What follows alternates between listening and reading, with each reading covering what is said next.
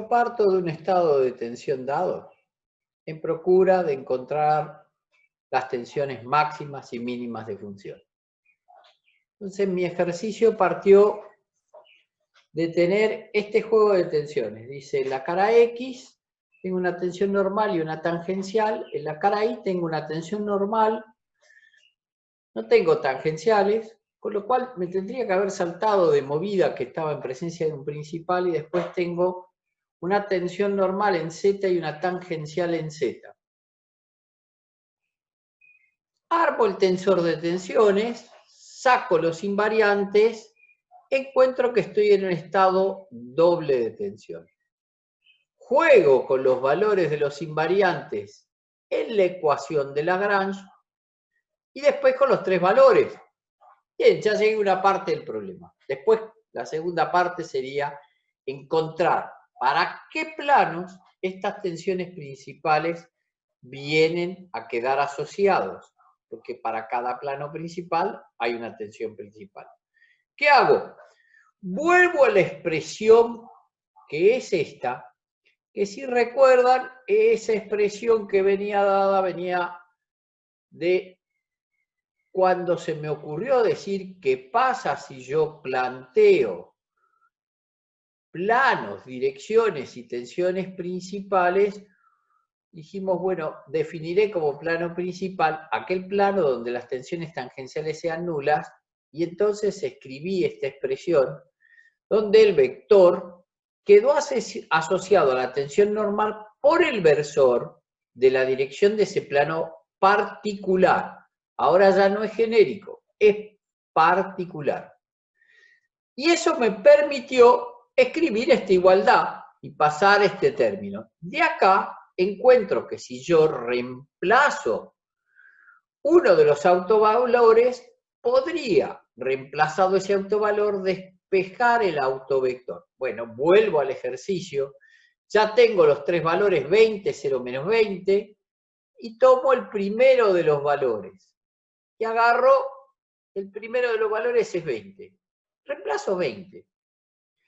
Entonces digo, bueno, si yo reemplazo con 20 acá, me queda 10 menos 20, menos 20 menos 20. Y saco un juego de ecuaciones que me permiten despejar, en primer término, que uno de los términos es 0. Después que el coseno director, L1 y el coseno director, L1 y N1 son iguales entre sí, lo que me permite despejar cuánto vale ese valor. Y ahí encuentro el plano. Con estas definiciones encuentro el plano, porque tiene que estar, según lo que acabo de descubrir, a 45, a 90 y a 45. Y acá está la definición. Reemplazo ese valor. ¿Qué hago? Bueno, ahora trabajo con otro valor. Dice, trabajo con la segunda tensión, 0. Y utilizo el mismo criterio.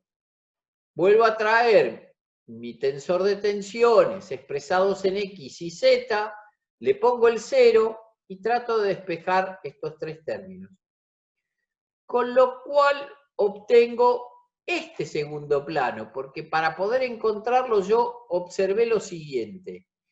Dice, tiene que estar a 45 de X. Fenómeno, lo tiré a 45 de X. A 90 me dice, a 90 de Y, lo tiré a 90 de Y. Pero después me dice, pero espere, respecto del N2, tiene que estar a 45 de la dirección negativa del N2.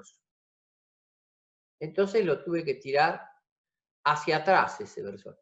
Quiero aclararles una cosa. Este plano que me quedó inclinado y que yo lo definí con el versor hacia atrás, es el mismo plano que podría haber definido con el versor hacia adelante, porque estoy hablando de un plano, con lo cual, definido para cualquiera de esas dos direcciones, estaría bien definido. Yo lo podría haber trabajado también para esta otra dirección que está acá. Claro, ¿de qué saldría? Y saldría de, en vez de trabajar con este positivo, trabajaría con este negativo. Pero ahora trabajaría al revés, trabajaría con este positivo. Y estaría definiendo el mismo plano, porque en definitiva, ya sea que lo defina así o que lo defina de la otra manera, hablo del mismo plano. Es un solo plano. Finalmente me quedó el menos 20 y ahí descubro que es la tapa superior. Entonces, ya sé que el cubo lo tengo que rotar de esta manera. Y lo que traté de mostrar con este dibujo, que es donde viene la inquietud, es que si yo miro el cubo desde arriba, este cubito cargado que tenía acá, lo miro desde la posición I, o sea, miro la tapa verde que tengo arriba, esta tapa, me queda X y Z. Y ahí traje ese dibujo y lo traté de hacer acá. Dice, ese dibujo es el que traté de hacer acá. Dibujé la tapa de arriba. Acá está la tapa de arriba. Me quedó el X y el Z. En esta cara, visto desde arriba el cubo, lo estoy mirando de arriba el cubo, me quedó sigma X con 10 positivo y tau X en dirección Z con 10 positivo. Sigma Z con 10 positivo y tau ZX con 10 positivo. Y ahí cuando miro este cubito, porque van a ver, cuando vean deformaciones, que existe una relación biunívoca entre tensiones y deformaciones. Es decir, evidentemente, si yo pienso en cómo este cubo a futuro se va a deformar, yo les preguntaría, si les pongo letras a estas esquinas, digo, si esto es A, esto es B, esto es C y esto es D, y estuviese cargado, la tapa de arriba no la toco, la dejo como está, porque esa ya sé que tiene menos 20.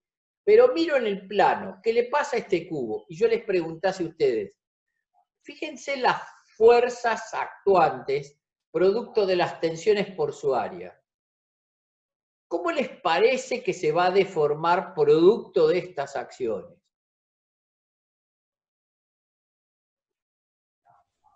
¿No se traccionaría en el sentido del eje que está diagonal?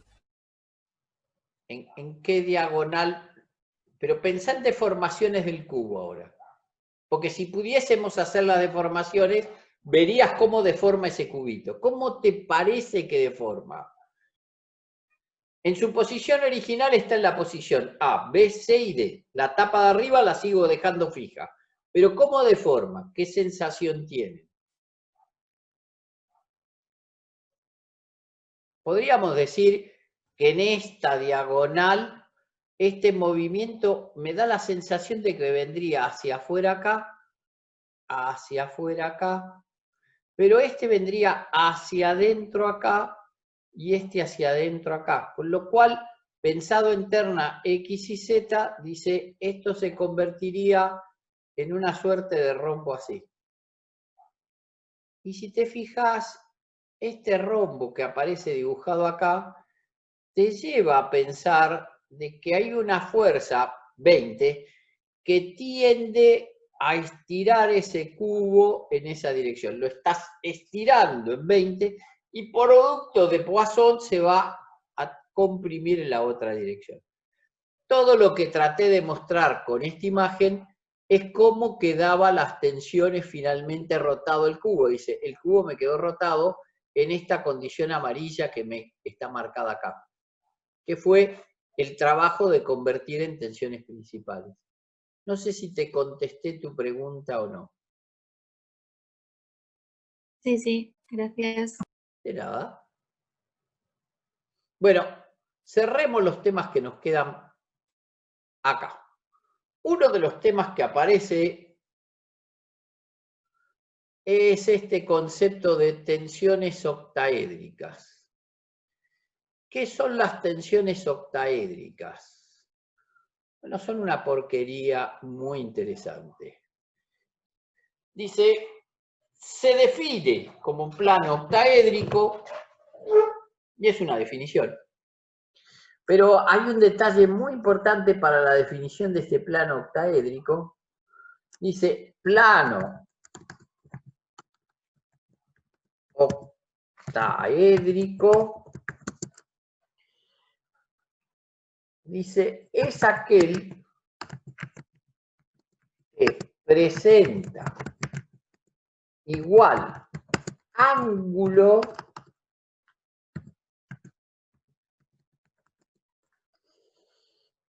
respecto de cuidado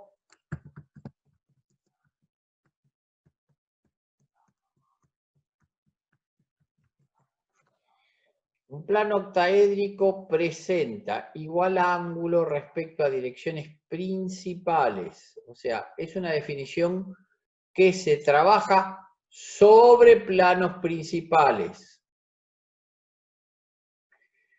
Entonces, ¿qué quiere decir esto? Dice, mire, si ahora no trabaja en terna X y Z, sino que trabaja en terna 1, 2, 3, que son los tres principales, dice, acá está el 1.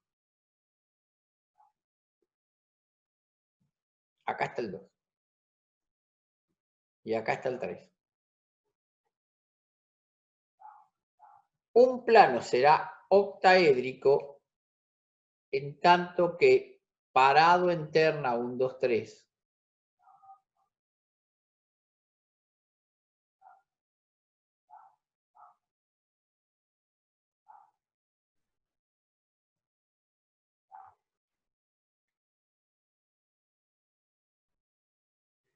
Este será un versor octaédrico si tiene igual ángulo respecto de los tres lados. ¿Cuántos planos octaédricos hay? 8. ¿Qué es lo que tengo que recordar? Que esto es fundamental no olvidarme que lo planteé en 1, 2, 3. No respecto de X y Z, sino de 1, 2 y 3. Bueno, algunas consideraciones mínimas, pequeñas, para tener en claro. El octaédrico saldría de plantear qué terna tengo que poner acá.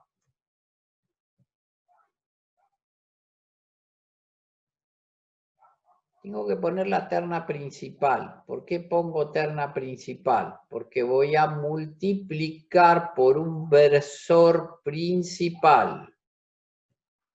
Es decir, este versor raíz de 3 sobre 3, raíz de 3 sobre 3, raíz de 3 sobre 3, está escrito, esto está escrito en terna 1, 2, 3, porque este está escrito en terna 1, 2, 3.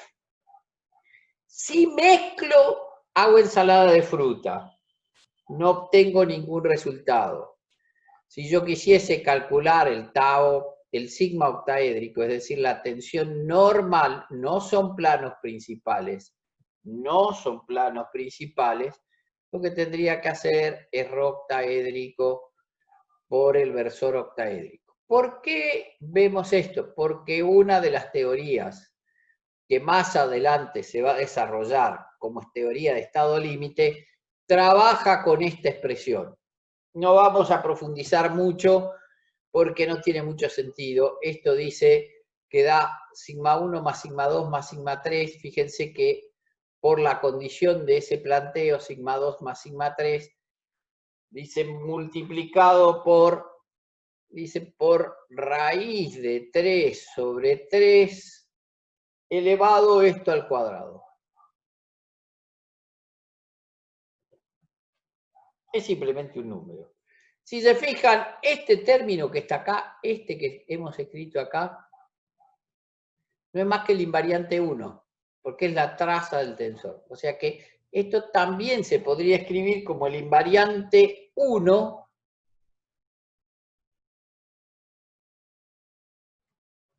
y si ahora analizan esta cuenta, raíz de 3 al cuadrado, me queda 3, me queda 9, dice, es el invariante 1 sobre 3. Y para no agotar el tiempo en esto, que es una expresión que no vamos a utilizar, simplemente vamos a sacar datos. Les copio que da la tensión tangencial octaédrica, dice, esto va a ser igual Vamos a mudarlo un poquito más abajo para que no nos traiga problemas de que se nos pegue con el anterior. Este va a dar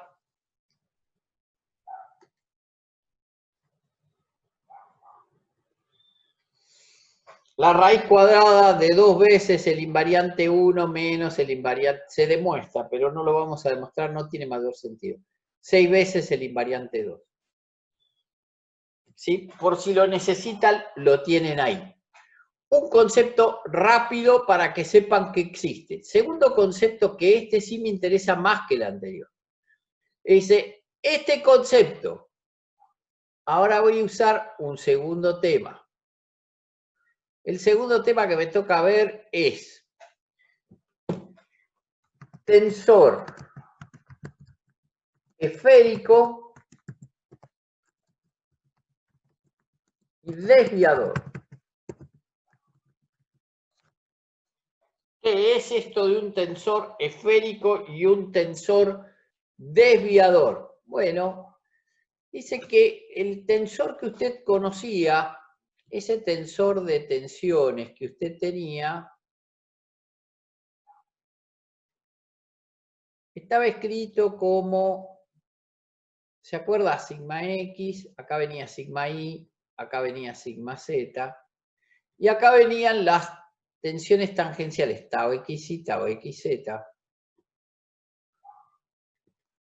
tau y X, tau y Z, tau Z en X, tau Z en Y. Dice, este era el tensor. Ahora, yo este tensor lo puedo desacoplar en la suma de dos tensores. Y estos dos tensores van a ser muy particulares y estos sí van a ser de gran utilidad para las futuras teorías de falla o teoría de estados límites. Por eso es necesario desarrollarlos. ¿Qué es lo que vamos a hacer? Bueno, acá vamos a aplicar una tensión media. En este solo le vamos a poner esta tensión media, siendo la tensión media la que se define a partir de hacer la suma de la diagonal principal dividido 3. Por eso se llama tensión media.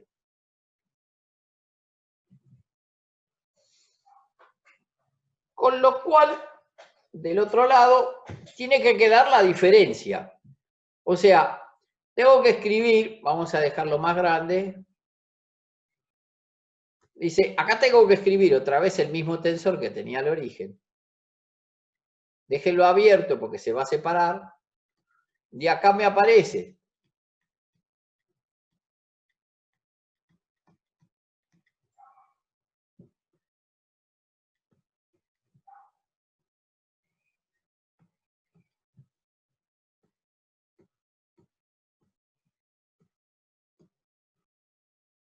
y fíjense que lo que voy a hacer es restarle la tensión media para que me dé la suma.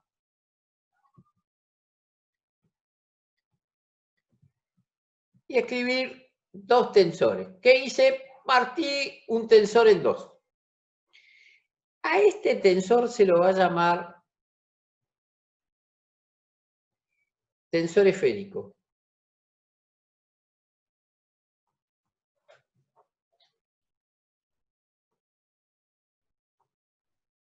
Y a este se lo va a llamar tensor desviador. Y a este, tensor desviador.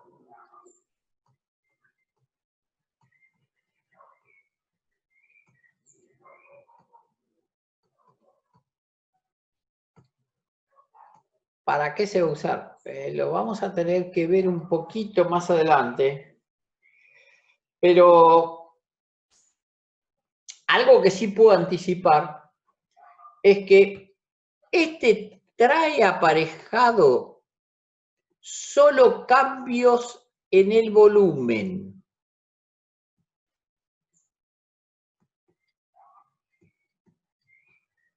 Y acá me estoy metiendo en deformaciones que todavía no se vio, pero algo vimos.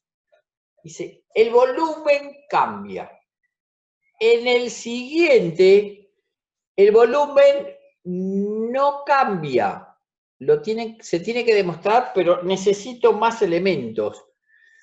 Acá lo que cambia, o sea, no hay cambio de volumen, hay cambio de forma. O sea, acá los ángulos dejan de ser ángulos rectos. No hay cambio de volumen, solo cambio de ángulos. No hay cambio de volumen.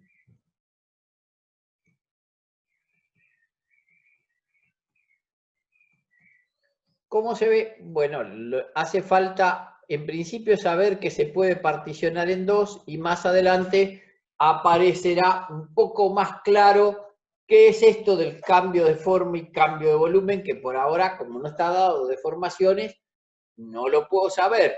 Lo que sí puedo es recordar de que eso mismo que hice con ese tensor lo podría haber hecho con este, ¿no? O sea, no habría ningún inconveniente en particionar este tensor en dos tensiones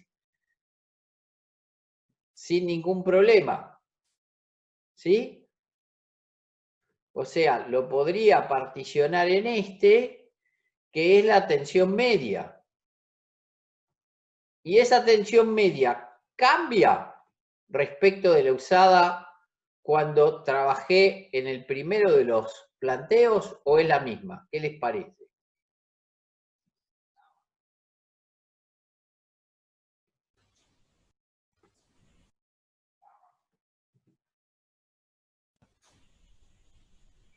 Ya no les parece más nada. Es un tema tan feo que no les parece más nada. Cambio. Y la respuesta es, no cambia. Porque claro, cambia. Mira, si te parás acá, ¿te acordás que era sigma X más sigma Y más sigma Z? Sí. Era el invariante 1. Quiere decir que cuando vos lo volvés a escribir acá abajo, esta tensión media que sigue siendo pensada como sigma 1 más sigma 2 más sigma 3 dividido 3, tampoco cambia, porque este no deja de ser el invariante 1. Es el invariante 1 sobre 3. Bueno, también puedo encontrar esta separación como cambio de volumen acá y como cambio de forma acá. Voy a poder trabajar desde un lado o desde el otro, desde principales o desde un planteo genérico en X, Y, Z. En los 30 minutos que nos queda de clase, estos son dos conceptos, no puedo desarrollarlos más, los tengo que dejar ahí, solo los enuncio para que sepan que hay una tensión octaédrica, que no tenemos idea para qué se utiliza, pero que dicen que más adelante la vamos a usar. Después dice que hay un tensor que se puede desacoplar en dos tensores, uno que es esférico y otro que es desviador, que tampoco sé cómo se usa, pero que dicen que más adelante lo vamos a usar, fenómeno. Uno dice que va a tener cambio de volumen, pero no lo puede demostrar, y otro dice que va a tener cambio de forma, que tampoco lo puede demostrar, y dice además que no hay cambio de volumen. Pero lo cierto es que puedo mostrar que lo puedo desacoplar en dos. No hay más que una enunciación, porque no puedo seguir. Me hace falta ir a deformaciones para poder volver sobre este tema y decir, ¿se acuerdan que lo habíamos partido en dos? Ahora veamos por qué. Pero eso lo vamos a ver la clase que sigue. Hoy no lo podemos ver. Solo dejamos planteado eso. Y ahora vamos a pasar a estudiar el último concepto que nos interesa del estado tensional. ¿Por qué nos interesa estudiar este concepto? Porque resulta ser que todos, a excepción de contados casos estados son estados planos de tensiones. Entonces, una de las cosas que podríamos hacer es ver si, ya que es tan particular y tan de uso constante el estado plano, ¿qué pasa si me paro en un estado plano a sabiendas de que una de las tensiones va a ser nula? Es decir, yo ahora me voy a parar en analizar solo el estado plano y lo demás no los voy a utilizar. Con este tema cerramos la clase de hoy, que para el día de hoy y para el tema feo que nos tocó desarrollar. Feo porque es muy matemático, bastante abstracto, nos trae a colación una serie de cosas, pero no sabemos muy bien para qué van a servir por ahora. Dice, bueno, veamos este estado plano. ¿Qué voy a hacer? Como ahora sé que el estado es plano, me voy a quedar solo trabajando en el plano. Es decir, voy a cortar este cubito, pero lo voy a cortar de forma tal de que todo quede contenido en el plano XY, asumiendo que Z es 0. ¿Por qué? Porque de esa manera defino un estado plano, dice. ¿Qué digo? Digo, mire, sigma Z es igual a 0. Y si sigma Z es igual a 0, ya estoy planteándome que acá tengo un estado plano. Con esta definición, ¿aseguro que el estado es plano?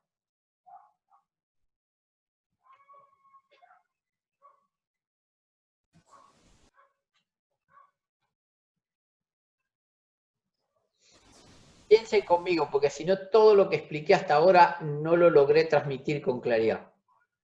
Si yo afirmo que la tensión normal en la cara Z es 0, ¿eso me alcanza para asegurar y decir que estoy en presencia de un estado plano? Si es uno de los principales, sí, pero si no tendrías que buscar que uno de los principales sea 0. Yo quiero convertir a este plano que tengo acá en un plano principal, para que no me aparezcan tensiones acá. O sea, todo lo que quiero es que me aparezca una tensión normal ahí. Una tensión normal acá. Me aparezca una tensión tangencial acá. Y por ende, una tensión tangencial acá abajo. Esta será una tau, X de dirección Y, y esta será una tau, Y de dirección X.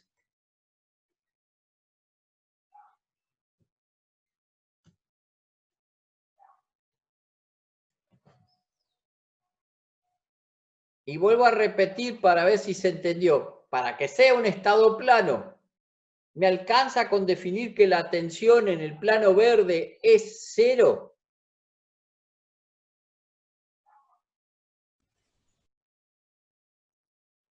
No. No, ¿por qué? ¿Qué le falta para definir? Debería ser respecto a un eje principal. Bueno, suponete que este fuese un eje principal. A este lo convertimos en eje principal. Ahí está.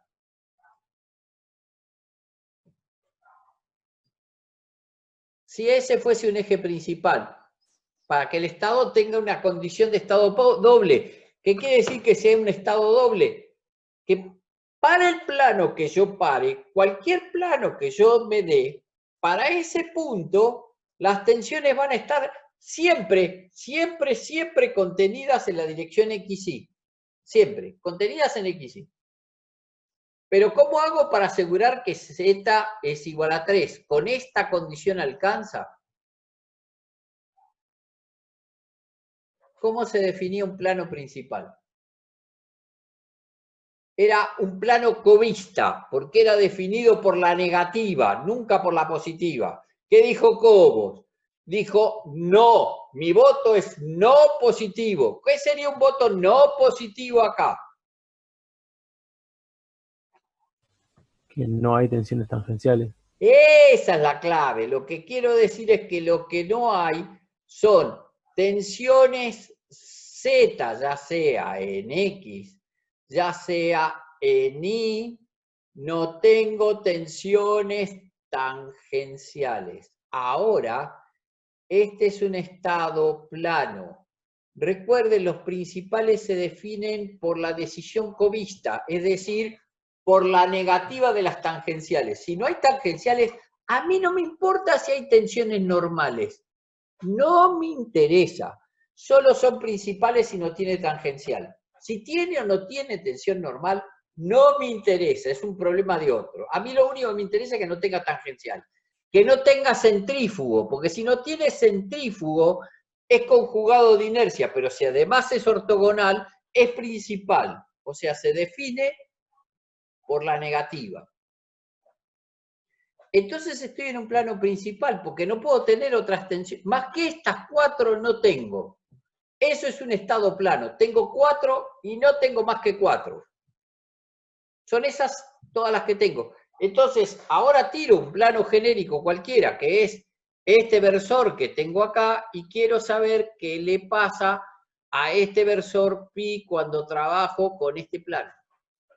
De más está decir que esto tiene un cociente que vale L, otro que vale M, pero este vale 0. Me tomé un plano que esté contenido en el XY. ¿Por qué? Porque lo demás no me interesa. Entonces, si lo miro, ahora todo lo que tengo, si me paro en la dirección 3 o Z, como ustedes quieran, me paro a mirarlo desde la dirección Z, todo lo que tengo es una cosa así, acá está Z. Dice, me paro acá para tratar de mirarlo desde acá, es un plano 3. Dice, todo lo que usted tiene es un plano oblicuo por acá. Y entonces, todo lo que vio es que tenía esta por acá, esta por acá, esta por acá y esta otra por acá. O sea, esta era un sigma X, este era un tau XY, este era un sigma Y y este era un tau y X. Y esto me trae aparejado una simplificación grosera en la expresión porque se simplifica bastante la cosa. Y ahora ese versor, dice, sale perpendicular acá. Ahí está.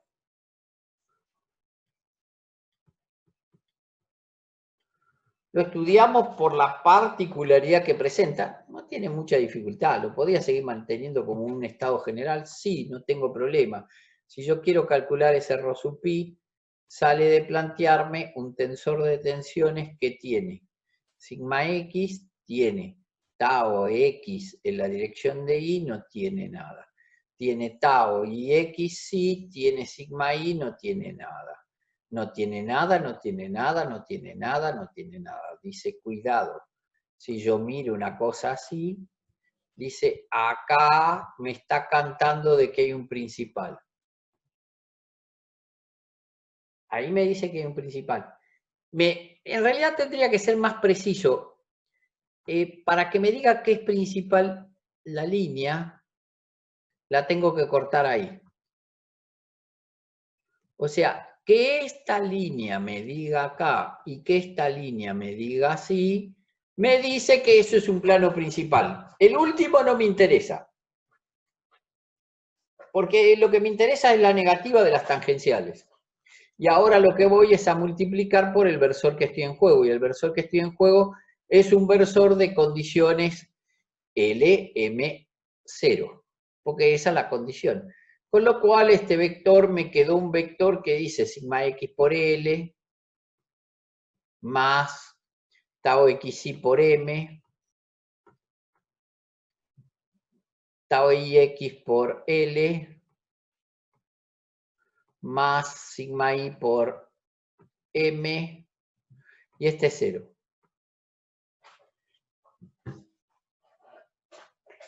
Y acá hay se puede hacer un cambio de variables, que es lo que se suele hacer. O sea, lo que veníamos haciendo es trabajar con este ángulo. Este ángulo es el ángulo alfa, perdón. Con lo cual, lo que habíamos dicho, que este versor, nosotros lo escribíamos generalmente como coseno de alfa, coseno de beta. Pero si se fijan, el coseno de beta también lo podría escribir, atento a esta particularidad, como el seno de alfa. Porque el coseno de beta, lo escribo para que nadie le quede duda, el coseno de beta es igual al seno de alfa. Entonces, puedo reescribir esta expresión en forma todavía más compacta o quizás desarrollada de otra manera, donde dice que este término es sigma x por coseno de alfa más tau xi por el seno de alfa. Y acá me aparece que este es tau xi por el coseno de alfa más sigma i por el seno de alfa. Y este es 0. Con lo cual, si quisiese yo alcanzar cuánto vale la tensión normal, porque acá yo voy a tener un vector que dice, este vector, acá en este plano, va a tener este vector tensión va a tener esta dirección. No sé para qué lado va a dar. Y este va a ser ρ sub pi. Pero claro, ese vector ρ sub pi, yo aprendí que lo puedo descomponer en dos componentes. Una componente que salga normal al plano, borro este n para llevarlo un cachitín más arriba. Digo, este es el versor nt, n'.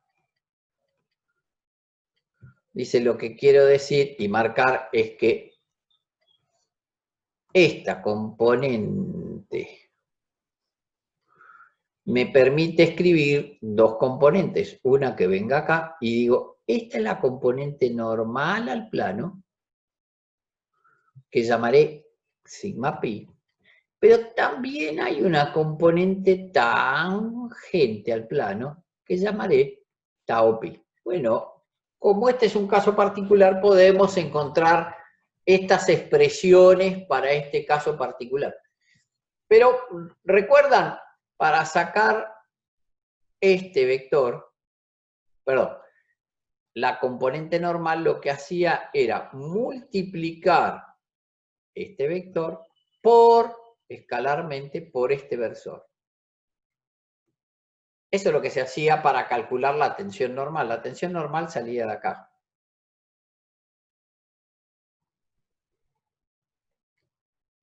Entonces, si hago esa expresión, miren,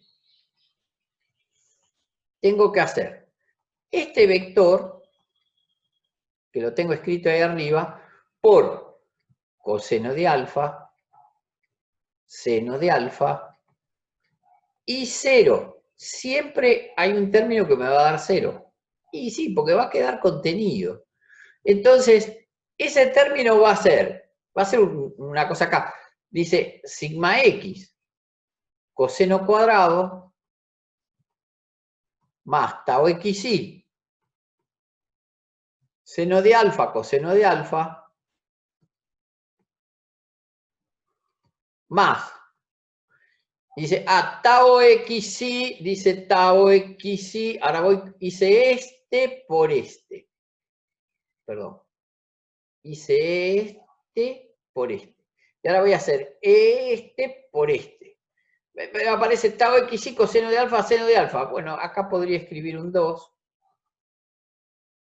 Y finalmente me aparece este por este. Dice, entonces acá podría escribir que esto es sigma i seno cuadrado de alfa. Con lo cual, acá encontré la expresión que me da la tensión normal para un caso genérico cualquiera. O sea, esta expresión me da la solución para este caso general. Dice, es esta la expresión que yo tengo. Coseno cuadrado de alfa más tau xi. Fíjense que voy a hacer un cambio. Seno de 2 alfa, simplemente busco más compacta la expresión, más sigma i seno cuadrado de alfa. Acá está la expresión más compacta que puedo escribir.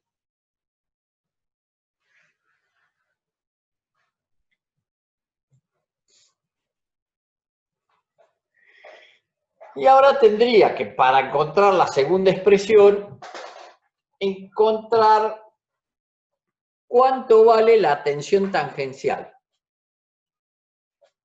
Y para encontrar la expresión de la tangencial, tendría que multiplicar. O sea, yo, si quiero sacar la tangencial, para no meterme en otra expresión, lo que podría hacer es calcular este, pero en vez de multiplicar por este, multiplicar por este versor. Vamos a tratar de escribir ese versor está acá. Dice, lo que me está diciendo es que me meta no con el NP, sino con este versor que está acá, que sería el versor que corresponde al tangente. Y a ver, ayúdenme a pensar cuánto vale. Dice, ¿cuánto vale este versor? Este versor tangente. Dice, a ver si están de acuerdo conmigo, porque por ahí no están de acuerdo conmigo. Tengo que escribir este vector, este versor, en la proyección con respecto a la dirección del eje X. Dice, en vez de ser coseno, va a ser el seno de alfa. A su vez tengo que escribir esta dirección en la proyección con respecto a la dirección de Y. Pero dice, acá me quedó apuntado para el lado contrario. Sé que está cruzado, en vez de seno va a ser coseno. Dice, sí, pero va a ser menos coseno de alfa. Y el último no cambia, es 0. Con lo cual, hecho esto, podría, más o menos similar a lo que hice hasta ahora, trabajar este producto como este que multiplica a este que está acá. Es seno de alfa menos coseno de alfa 0. Y con eso tratar de escribirlo. Y ahora veamos de escribirlo. Dice, bueno, tengo que agarrar el primero. El primero me queda escrito de la siguiente manera. Me queda sigma x coseno 0.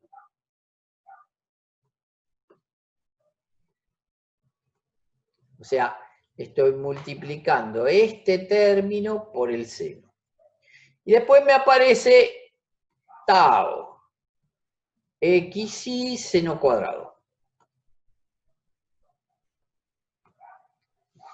Después voy a multiplicar el segundo por el menos coseno. Entonces me aparece menos tau xy coseno cuadrado de alfa.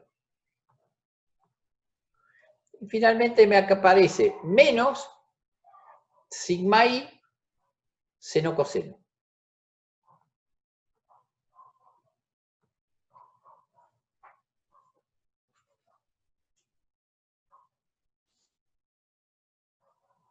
Bueno, ahora podría agruparlos estos términos sin mayor problema, si es que me acuerdo de algunas cuestiones matemáticas que no sean demasiado difíciles. Dice, esta expresión la podríamos dejar compacta así, dice, sigma x menos sigma y sobre 2, perdón,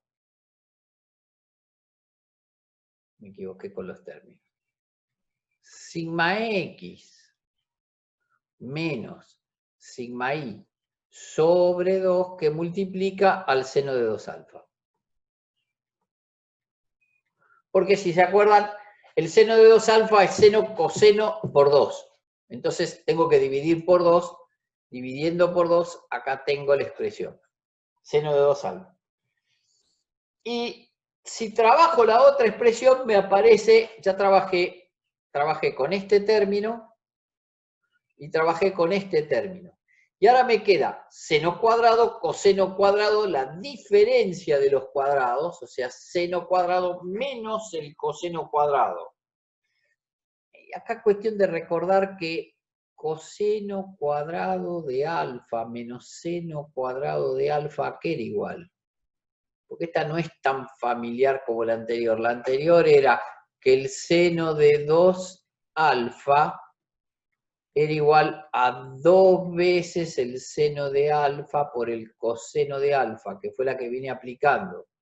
Esta era una de las dos relaciones trigonométricas que tenía que usar. Ahora, cuando escribo esta me dice que el coseno cuadrado de esto es coseno de 2 alfa. No sé si se la acuerdan, probablemente no, o probablemente sí.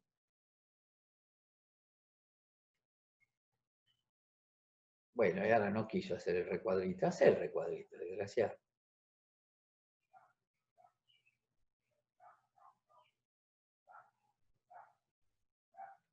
Ahí está. Con lo cual, si completo la expresión, ahora trabajando con este término y con este término, me aparece tau xy, coseno cuadrado, seno cuadrado, dice menos tau xy, coseno de 2 alfa.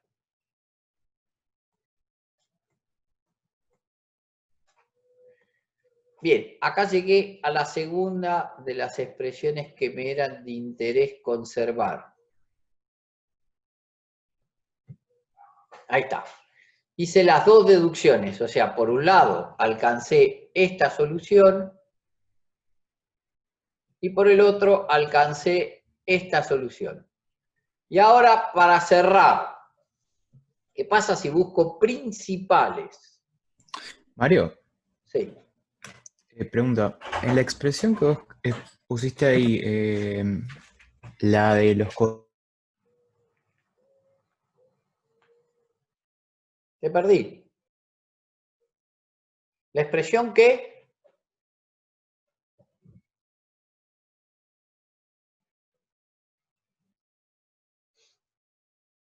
Me perdí. ¿Me escuchan? Sí, sí, se le cortó Sí, el... sí, nosotros sí. Ah. Bueno, Justito.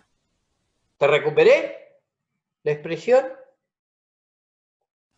No, fui yo.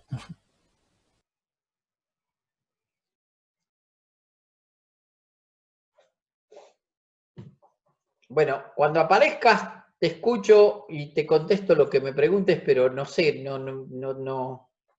Para ir cerrando, lo que voy a hacer es trabajar con tensiones principales. Así vamos cerrando la clase de hoy. Mario, Ya. disculpa, justo se me desconectó el internet. No hay problema, dale.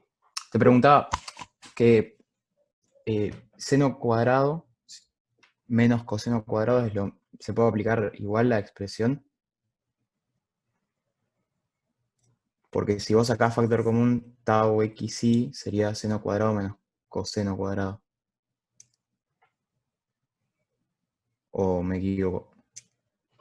Me quedó, si te fijas, estas dos expresiones te quedó tau xy coseno cuadrado, Sí. acá te quedó tau xy seno cuadrado, y es menos más.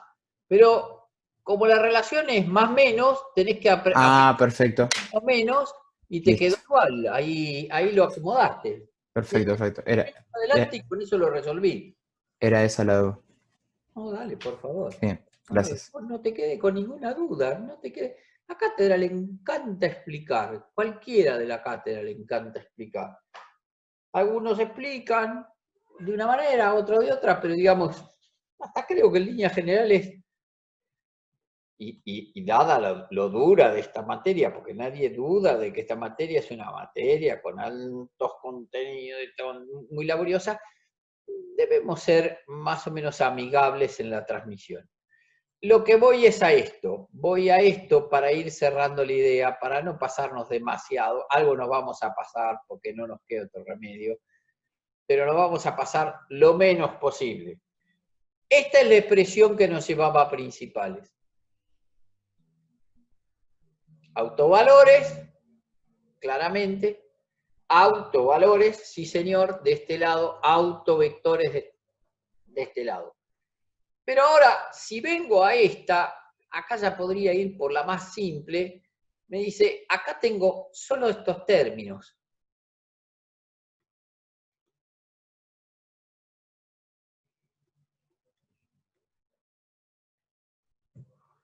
No tengo más, porque los demás son nulos. ¿Se acuerdan que todos eran nulos? Entonces lo que ahora puedo hacer es agregarle acá el sigma i.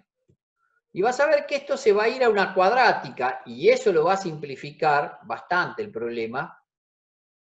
Dice, acá tengo esta solución. Dice, y si esto lo igualo a 0, en busca de la ecuación de Lagrange, ahora hasta me animo a desarrollar la ecuación porque ahora es más cortita. Dice, lo que tengo que hacer es sigma x menos sigma y, que multiplica a sigma y menos sigma y esto es menos tau xi cuadrado. Y esto es igual a 0. Esa es la ecuación. Estoy yendo y viniendo, pero estoy haciendo siempre lo mismo. Si desarrollo esta expresión, me queda una expresión de este tipo. Sigma i cuadrado. De un desarrollo igual a este, salieron los invariantes. Ahora acá lo vamos a poder ver porque es más chiquito. Es más amigable la cosa. Me queda sigma i cuadrado menos. No quiero gastar tiempo en lo que no necesito, por eso no hago todo el desarrollo. Copio el final del resultado. Sigma x más sigma i, que multiplica a sigma i. Y finalmente me queda más, y acá me aparece sigma x por sigma i menos tau xi cuadrado. De más está decir que acá están los invariantes simplificados para este caso. Esta es la ecuación de Lagrange reducida al caso particular del estado doble, que es el estado más común de los estados que tenemos que manejar los civiles en general. Los civiles manejamos estados dobles, muy rara vez manejamos otro estado. Con lo cual acá, si hago la resolución de la cuadrática, me aparece que esto podría ser expresado de la siguiente manera. Trazo una línea larga. Y me aparece sigma x más sigma y más menos la raíz cuadrada de sigma x más sigma y al cuadrado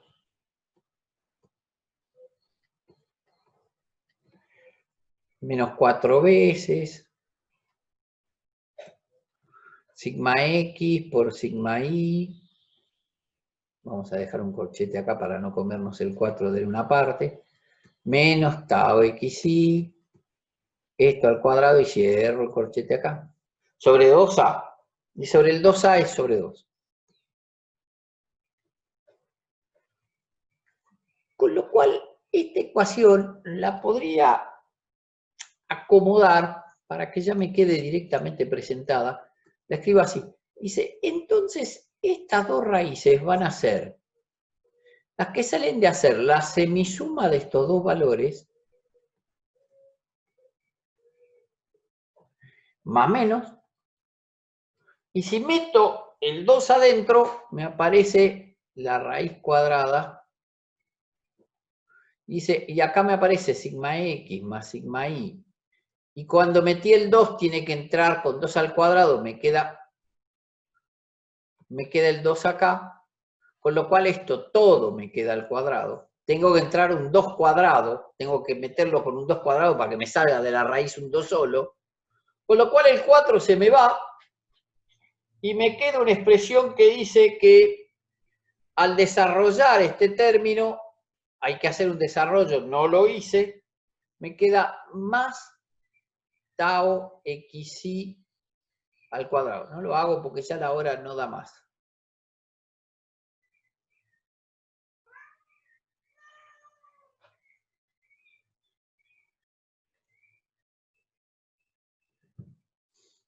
Y esa es la expresión que despeja los valores de estas tensiones. De acá es fácil ver que si yo le robo unos 5 o 10 minutos más para cerrar la idea, si yo hago la derivada de las tensiones sigma i respecto del ángulo alfa, y ahora van a ver geometría de las superficies si es que se acuerdan, si hago esta derivada e igualo a 0, hago la derivada de esa función e igualo a 0, yo podría sacar una expresión que dice que, no la hago la derivada por la hora, es tangente de 2 alfa es igual a 2 tau xi sobre sigma x menos sigma y. No sé si esto le suena parecido a geometría de la superficie, pero si no le suena, debería sonarle. Porque, ¿qué está diciendo este planteo? Que hay dos ángulos alfa. Hay un ángulo alfa 1 que satisface y un ángulo alfa 2 que es igual al alfa 1 más 90 grados. Hay dos ángulos que son ortogonales entre sí y que resuelven esta ecuación. Y esos son los dos planos principales de este problema. Acá tenemos las dos expresiones o la expresión que me permite sacar las tensiones principales. Fíjense que ahora, como tengo un estado doble, es fácil porque con esta ecuación que tengo acá saco las dos raíces automáticamente. Y están girados un ángulo alfa 1 o un ángulo alfa 2 que es igual al alfa 1 más 90 grados. Quiere decir que todo me quedó muy acotado. Luis, ahora la clase que viene la da Luis y les va a contar con más detalle la circunferencia de Mohr. Yo solo quiero cerrar con la circunferencia de Mohr que corresponde a este estado. ¿Qué es la circunferencia de Mohr? Les robo 5 minutos más, pero van a ver que esta circunferencia es amigable, no voy a contar los desarrollos. Solo voy a contar la aplicación. ¿Por qué usamos la circunferencia de Mohr? Porque entendemos que didácticamente ayuda. Esta circunferencia es un planteo que hizo Mohr para poder resolver utilizando un estado, un dibujo plano para poder resolver cualquier tipo de caso. Nosotros lo vamos a ver en principio para un estado plano, no nos interesa meternos en otro. No obstante, vuelvo a repetir, Luis va a profundizar con más detalle. Vuelvo al ejemplo que teníamos. ¿Se acuerda que yo tenía un cubito que era este? Este era mi cubito en juego. Ahí está. Y yo en ese cubito tenía por acá un eje, por acá el otro eje. Este eje era el eje X y este eje era el eje Y. Y yo tenía tensiones normales y tensiones, dice, yo tenía una tensión normal acá que valía sigma X y una tensión tangencial acá que valía tau X en dirección de Y. Si quieren, recuerden que no hace falta dibujarla de las dos caras porque necesariamente tienen que estar, sí o sí tienen que estar, pero para que lo vean, ahí están. Dice, yo tengo una tensión normal, sigma I, y tengo una tangencial acá. Pero tienen que guardar relación, no pueden ir para cualquier dirección. Tengo que cuidarme de eso. Y acá aparecen las otras dos que están en juego. Bueno, para tener una representación vamos a usar algunas premisas de datos que no tenemos. Vamos a aceptar que sigma X, bueno, es mayor que sigma Y. Y vamos a aceptar que tau xi es mayor a 0. es simplemente para poder graficarlo. ¿Qué dijo Moore? Dice, usted párese adentro del cubito y si usted lo ve girar en sentido de las agujas del reloj, va a adoptar eso como positivo. Entonces viene la construcción de Moore. ¿Qué hace Moore con esta circunferencia? Hace esta construcción, que es relativamente simple, que van a ver cómo coincide con lo que hicimos hasta ahora. Pone, por un lado, las tensiones tangenciales, y por el otro pone las tensiones normales. Acompáñenme en aprender la construcción, porque van a ver que esta construcción a mano alzada les da los resultados de los estados planos que resultan ser los que más vamos a aplicar. Entonces vale la pena tratar de entenderla. ¿La van a entender conmigo? No, conmigo no la van a entender. Seguramente que la van a entender o con Ariel o con Felipe. Alguien se las va a contar con más detalle o alguno de los chicos le va a contar con más detalle. Entonces, vamos a ir dibujando el estado de tensión para cada una de las caras. Entonces, comienzo con esta cara. Miren, voy a dibujar esta cara que está acá. Y esta cara que está acá tiene este juego de tensiones. Dice, tiene una tensión que en escala aparece. Dice, esta es la tensión sigma X. Y para analizar las tangenciales, dice, yo me tengo que parar en el signo que Moore adoptó. Dice, entonces esta tensión tangencial para Moore, esta tensión tangencial para Moore es negativa. Entonces, en la misma escala que dibujé la tensión normal, dibujo la tangencial. Dice, acá tengo la tensión tangencial. Ahí está. Dice, esto es tau x, y. Y este punto que está acá, Moore lo llama punto imagen del estado tensional del plano al cual está asociado. El plano que está asociado es X. Punto imagen del estado tensional del plano en X. Repito que hice. Dibujé este valor como valor en una determinada escala, que no hace falta más que la mano alzada, porque de eso se trata, donde digo, eso es sigma X. Y este es el valor de tau xy, y para trabajar con el tau xy, me tomé como referencia el criterio de Moore que dice positivo es si gira horario. Voy a dibujar la siguiente. Para dibujar la siguiente, dice, voy a analizar la otra cara. Puedo tomar cualquiera de las dos caras que me restan. Claro, tengo que tomar alguna cara en Y. Puedo tomar la de arriba o la de abajo, da lo mismo. Tomo la de abajo para que lo vean. Cualquiera de las dos, pero tengo que representar lo que pasa acá. Entonces, cuando represento lo que pasa ahí, dice, tiene un sigma I, pero nosotros habíamos adoptado esta premisa de un poco más chica, dice, bueno, aparece un sigma I por acá. Positivo. Si hubiese sido que ese sigma I fuese negativo, estaría del otro lado, estaría graficado del otro lado, de este lado de acá. Bueno, lo adoptamos los dos como positivo. Dice, acá tengo el valor de sigma I.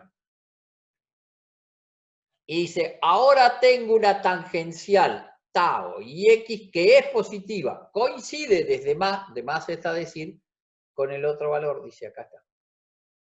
Este es una tau y x positivo. Y este punto que está acá es lo que se llama punto imagen del plano en Y. Ahí está, este es el plano en Y. Y entonces dice Moore, construye una circunferencia que pase por x y por Y. Pasa por X y por Y. El centro de circunferencia está acá y propone construir una circunferencia que pasa por X y por Y. Más o menos dará por acá. Dice, entonces hace una circunferencia más o menos así.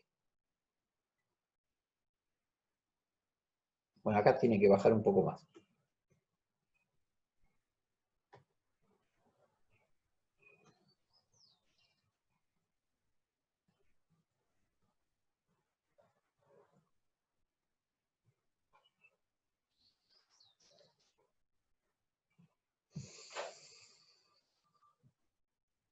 Ahí está. Con lo cual, con esta construcción, rápidamente Moore encuentra que acá tiene una tensión principal que acá tiene otra tensión principal y que como siempre es un cubo y tiene 3, la otra para este caso particular está acá. Las ordena de la más traccionada, la llama sigma 1, la intermedia la llama sigma 2, la más comprimida o menos traccionada la llama sigma 3. Ahí está. Con lo cual descubrió cuánto valen esos valores. ¿Por qué lo descubrió con facilidad? Porque miren, esta distancia que va de acá hasta acá es el radio de circunferencia de la circunferencia de Mohr. Pero ¿cuánto vale el radio de la circunferencia de Mohr? A ver si lo podemos calcular. Dice, miren, vale por un lado, si se para acá, dice, por un lado ese valor lo puede construir de la siguiente manera. Es este valor que está acá, y ese valor que está acá, dice que es sigma 1 más sigma 2, perdón, mil disculpas, sigma x más sigma y. Sigma x más sigma y sobre 2.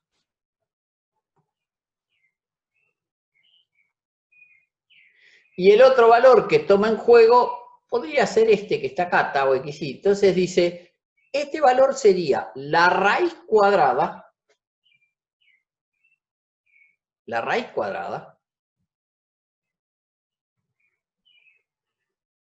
de sigma x más sigma y sobre 2, esto elevado al cuadrado, más tau xy cuadrado.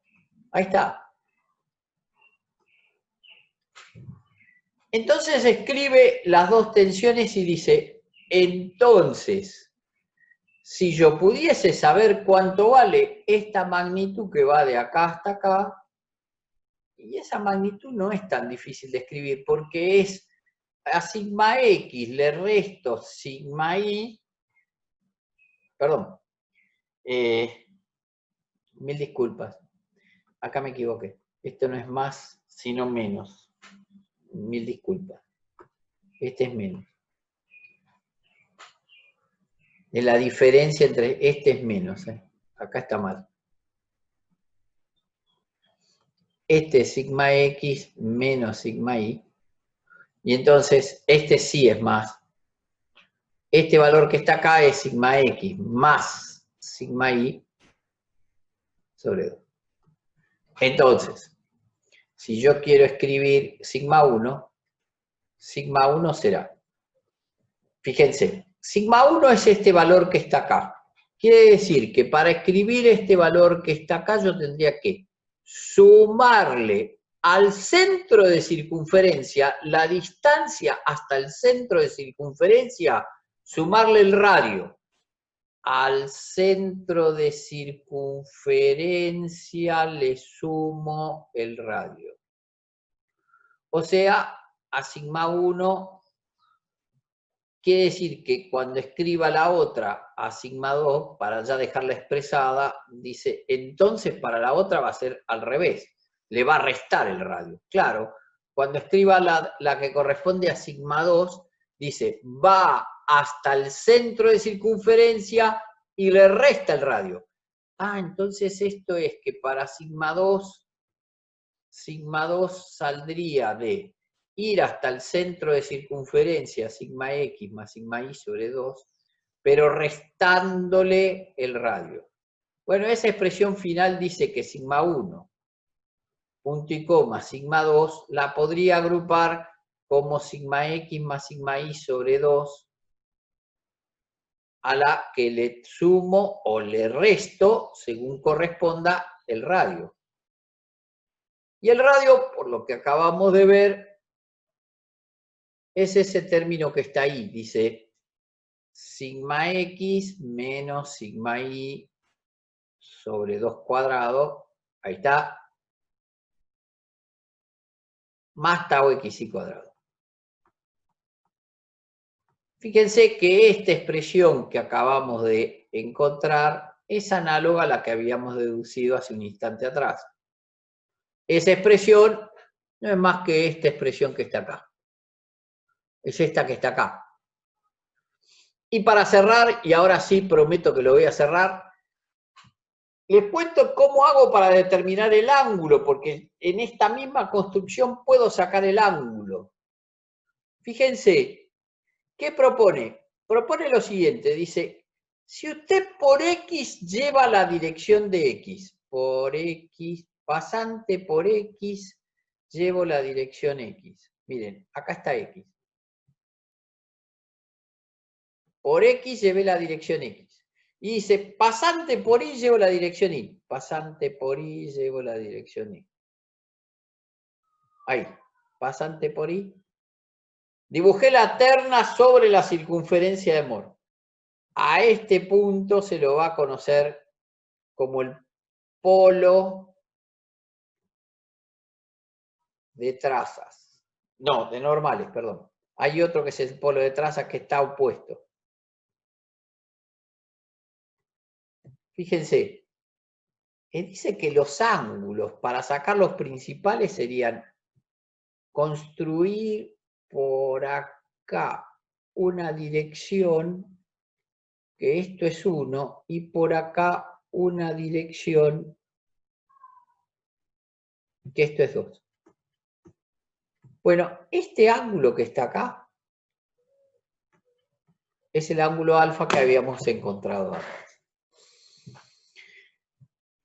Bueno, siendo la 1:20, y ya sé que nadie me está siguiendo porque están agotados,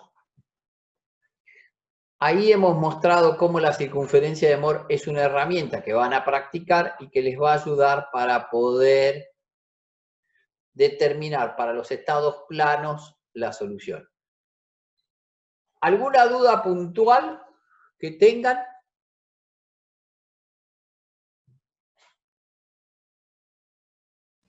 Creo que no, profe. Yo tengo una duda en la parte de la resolvente.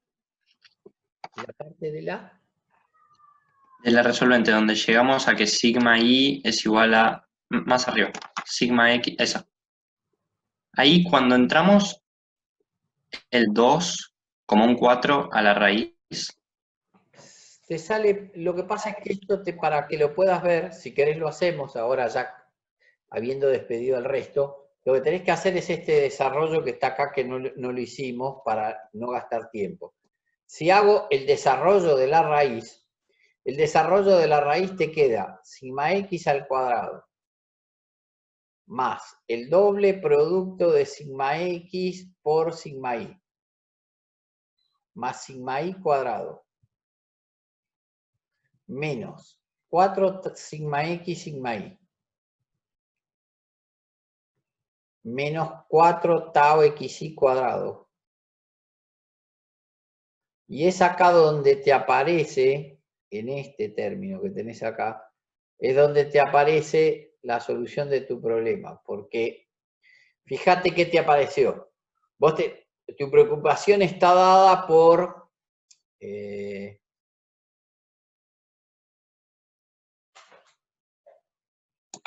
Claro, ahí se soluciona un poco lo que no veía, que era qué pasaba con el 4 sigma x sigma y, pero entonces lo que está al cuadrado no es un Hay un menos. error, pido disculpas. Este término no es así. Pido disculpas, pido disculpas. Tenés razón vos, este término no es así. Este término tiene un menos acá. Ese término tiene un menos y es por hacer las cosas a la apurada, porque ahora, si lo hacemos con más detalle, ahora más tranquilo, si lo hacemos con más detalles, es esa solución, y ahora le voy a entrar el 2, y entonces me queda que de acá me queda sigma x, mira, trabajo acá abajo con color, sigma x cuadrado menos, hice este con este. Me queda menos 2 veces sigma x, sigma y, más sigma y cuadrado. Y ahora el que me queda es menos 4 tau xy cuadrado. Cuando agrupo este término que está acá, este que está acá, el que estoy poniendo entre verdes, eso resulta ser sigma x menos sigma y cuadrado.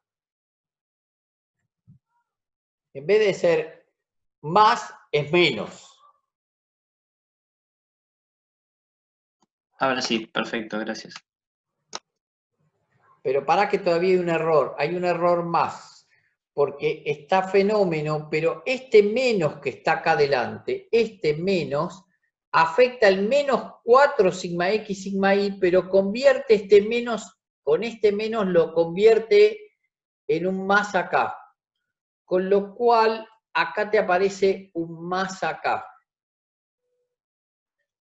Y entonces, ahora sí te quedó la expresión saneada, porque finalmente esto te queda más 4 tau xi cuadrado. Te agradezco, porque realmente si no quedaba mal. Es esa la expresión, y si miramos la que sacamos por el otro camino, que tendría que darnos lo mismo, sí nos aparece el menos acá adentro. Gracias por ayudarme.